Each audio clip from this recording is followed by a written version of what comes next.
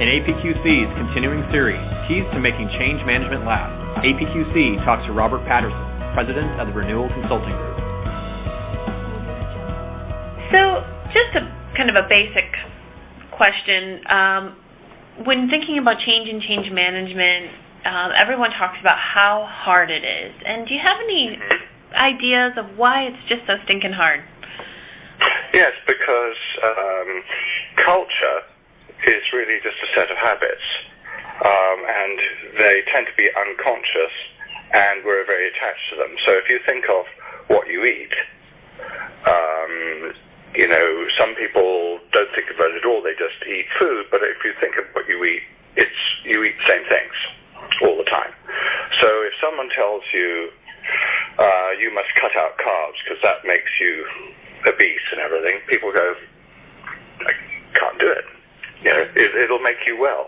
Well, people tried that with smoking as well. Everybody knows that smoking is bad for you. There's no dispute about that. But people who smoke find it very difficult to give up, partly because nicotine is addictive, but it's also a habit. People who've given up smoking, the time, it's after me, it's that cigarette after the meal, it's your coffee. These habits are deeply ingrained, and they become our identity.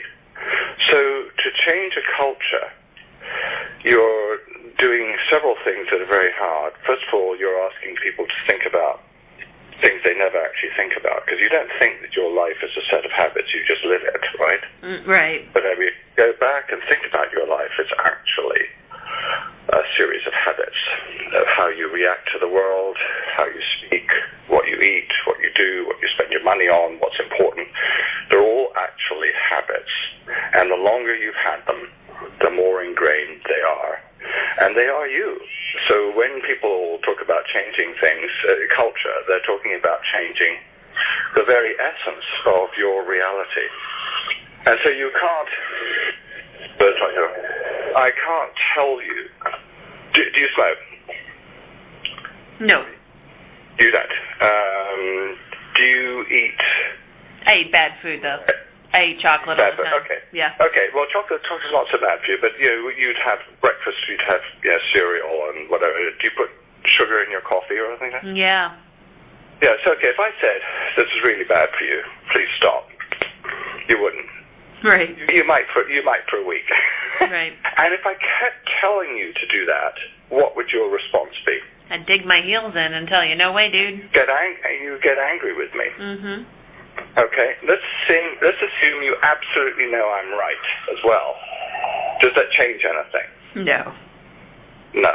So that simple example explains everything. So when people want to create corporate change, and they say we're going to create new habits around the workplace, that's what's happening. And it doesn't matter if you explain it. You make it get everyone to understand that smoking's bad. The equivalent of smoking's bad for you. Managers must listen more. Yeah. But the secret then brings so just telling people to do things, it doesn't work. The other thing is that's the outer expression of culture. There's an inner expression of culture, which is in our organization. This, whatever this is what we value. And you see that not in the mission statement, and we respect everybody, and our customers are drive the business, and our employees are the most important people here. You can have all those words, but if you promote psychopaths consistently, and the employees know that they're totally expendable, that's the real culture. And so another thing that makes it very difficult is that if there's a mismatch between, the grand new slogan and how things really work, we're very smart at working out those dissonances. Right. Basically, I know you're recording this, but there's no other way you can say. You basically say, well, you, because we can all tell. So in other words, there's no authority in the cultural mission change. But I can tell you how it can work. So in other words, you can't get out of the shower as CEO and say, we're going to use social media and we're going to have everybody engaged of thing, and I'm going to, insist on it. Can't work that way. First of all, the people who want you to do all that don't know anything about it themselves. They're the last people, because they are all active. They all got there by being authoritarian. And they don't even know how to use the equipment, the technology, and they don't use it in their personal lives. And so they might say, we're going to be listening and all this kind of thing, and it just doesn't. It can't work because they're not it, and you can't.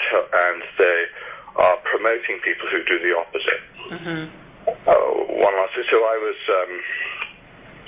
in my distant past, I was the senior vice president of HR of a big bank in Canada, and I was responsible for pay and benefits. And we had many women on staff, and the majority of the people in most banks are women, and we wanted to make this a more attractive workspace, and so we put in flex hours and flex time and everything very early. The thing is, though, that if you took it, people stuck your name up, you were no longer a player. So the culture worked against the benefit. Right. That's the kind of thing. So I could go on now to what I've learned does work. Yeah. That would help. Yeah. So, and I'll use a story first, and then we can poke at the rules out of it. So I was hired in 2005 by some people at NPR who were worried at the time about, social media was actually the web was coming, and social media wasn't, but the web was, they could see in 5 years' time the web was going to be dominant, and they were a broadcaster. And they wanted to get ready for this, and they wanted to do well in that world. And so they hired me, and I brought in some friends, and we spent about 6 months. We went around the country. We met with 800 people. We put them through a process where they role-played the future. I won't go into all the details. So in the end, everybody understood, because they found out for themselves. We didn't say this is the future. They invented a future, and every group that did it invented the same future, which was interesting.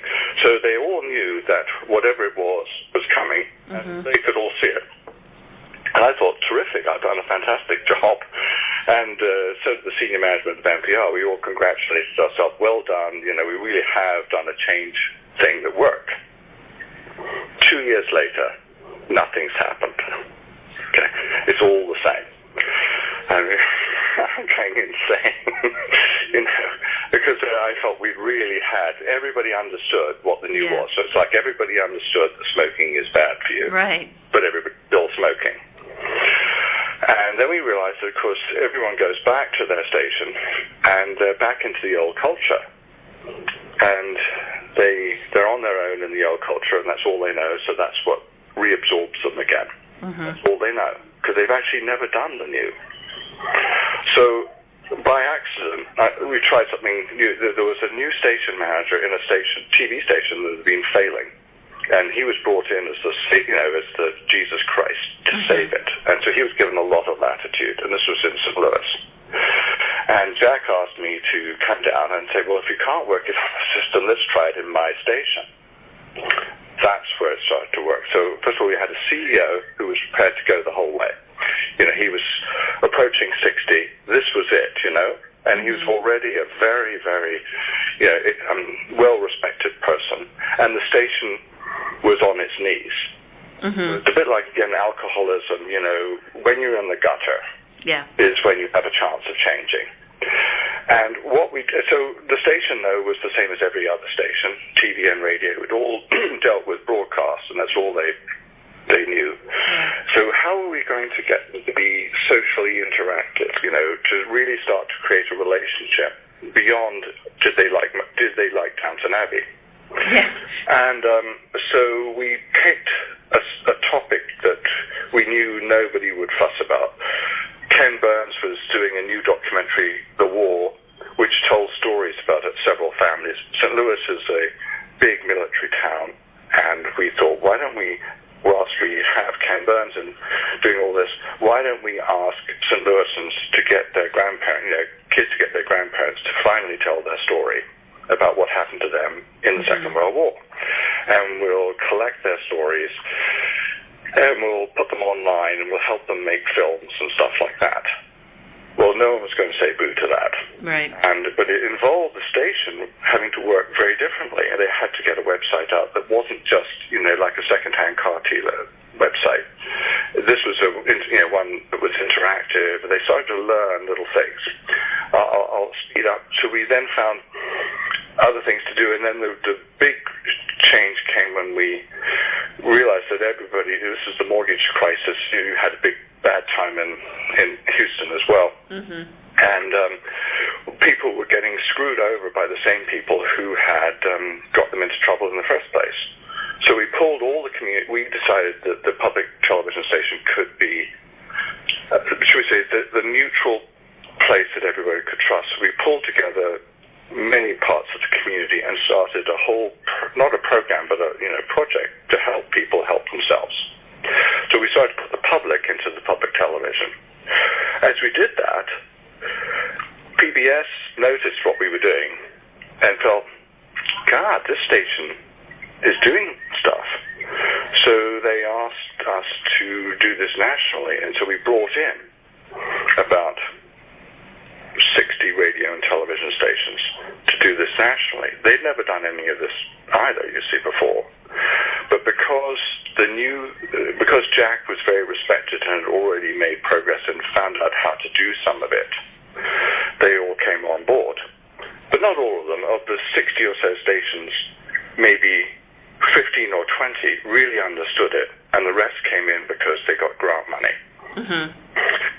But you see how it's starting to roll, though. Mm-hmm. Then people started talking about, the St. Louis method, and they've done doing the same kind of thing in public education. They're doing something in health, and now, what was one station, which then became 20, is now 50.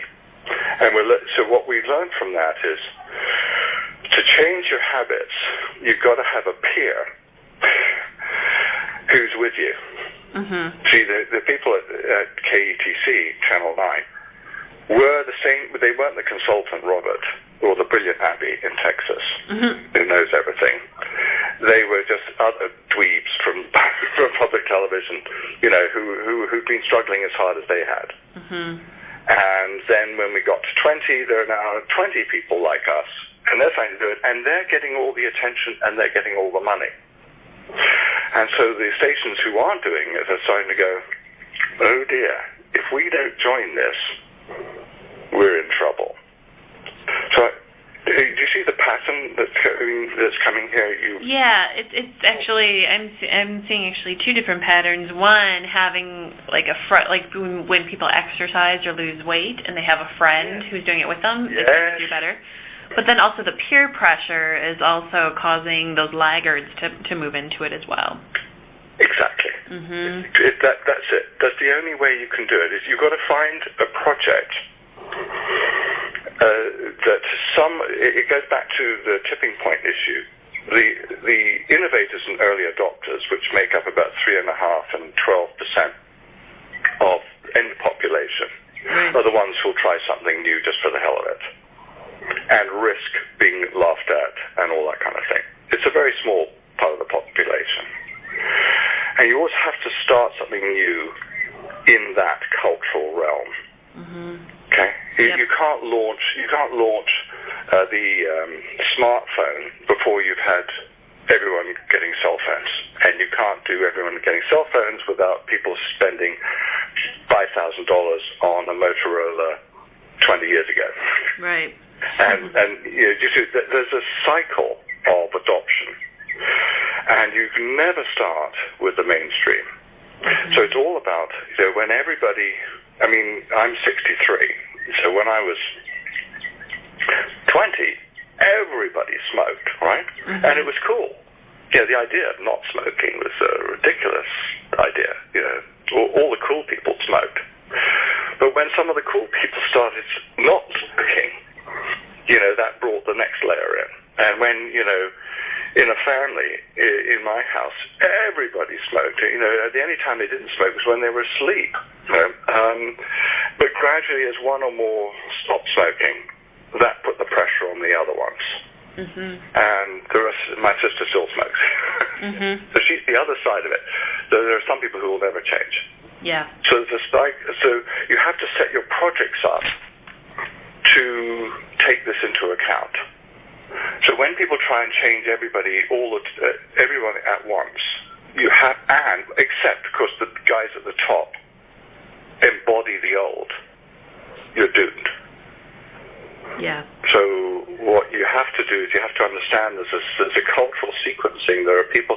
For me, diversity isn't about gender and the color of your skin. For me, diversity is around your cultural position. So it doesn't matter whether you're a woman or a man, or you're black or you're white or you're Chinese or whatever. Some people are up for the new right away. Yeah. And other people are less so, and other people are less so. Mm-hmm. And so you've got to do your change work, understanding that, and you have to find people. What Jack Galmiche had was that when he started to be successful in his station, he already had a huge amount of peer authority in the system. It wasn't like he was a kid on the block, you see. Mm-hmm. He was already someone that you could not deny. Mm-hmm. And so he had influence. So is this helping to give you a sense of how I see this? Absolutely. In your work, what are some of the things that people say, I wish I had known? In setting out and change, I wish I had known.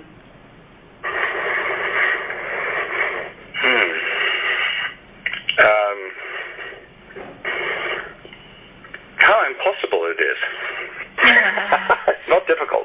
Yeah. It's impossible to apply engineering principles to change.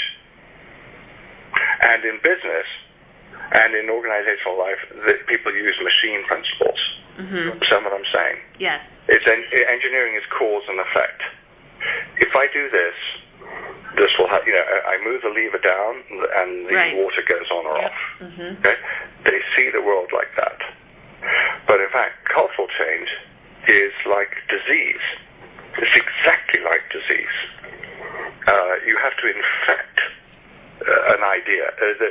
There are ideas and habits, and you have to infect. So I'd say that most people think they can apply the rules of engineering. I think nearly all change management, cultural change management programs have failed. I know of none that have succeeded. Have you found one? There are a lot of people who claim that they have 100% change rate. So I haven't found it personally, but there are consultants who boast 100% change rates. In doing what? You can change an engineering issue. Mm-hmm. Right. Changing engineering is easy. Yeah. Process change, Sigma 6 kind of thing. Right. Right. But you can't change a bank culture from authoritarian to collaborative. Mm-hmm. Possible. It's impossible. Mm-hmm. You could create a new bank that might be able to do that, but you can't do that. So no one's actually said to me, I discovered it's impossible. But I think the truth is, you've got to be very clear as to process change. We're going to replace all the computers in your office from Windows to Mac. It's difficult, but it's entirely doable. One of the things I had to do at the bank years ago was I was the guy who brought email into the bank. I'm that old. Mm-hmm. And about a week before we flew the switch, I was having my weekly meeting with the president. He said, Rob, we're ready to go. And I said, well, technically we are, Paul, but I'm not sure that anybody's going to be able to do this. Remember, in those days, real men didn't type. Right. A few women executives who were there didn't type either because they didn't want to be thought to be secretaries. Mm-hmm. Right? So nobody in authority typed. So I said, Paul, this is we're technically ready. This is the engineering issue. We're technically ready. And he was a smart man. He called his secretary, dictated to her a memo that went something like this. The email system goes live next Monday. I understand from Paterson it's all ready to go. This is the last paper memo you are going to receive from me. It's entirely up to you as to whether you read your email, where I will be communicating with you at 100%. You can choose to ignore me if you wish. Send this out. Yeah. But you see, that was the last memo he sent. He did everything he communicated with everybody, and everyone realized that, God, if I don't respond to Paul on the email, then I'm going to be in trouble. But that's quite a lot of culture. But he led the change literally, and he actually was very astute in an authoritarian culture. If you don't do what the boss says, you're done. Right. But he couldn't say it's okay for women to work at home a lot. He did. There was a policy. But if you did, you were screwed. Right.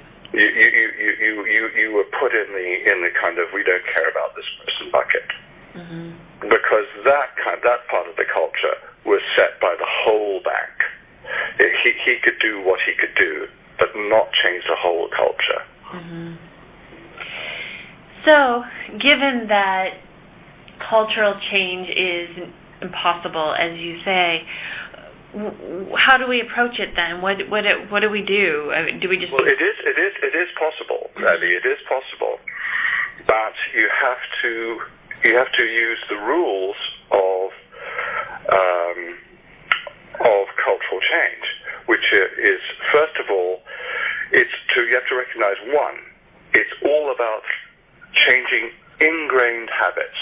That's what culture is, a collection of ingrained habits. Yeah.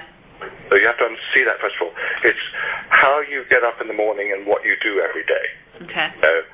And you have a family. You were raised in a family that had a culture. You have a culture, and you've got a lot of who you are from that. And these are all habits that we don't think about. That's the only thing we don't think about, but they're quite real. And if someone, if you were 18 and you brought me home as your boyfriend, and I violated, and let's say you're a real meat and potatoes family, and I was a vegan, it would annoy your mother like crazy. Or if I was,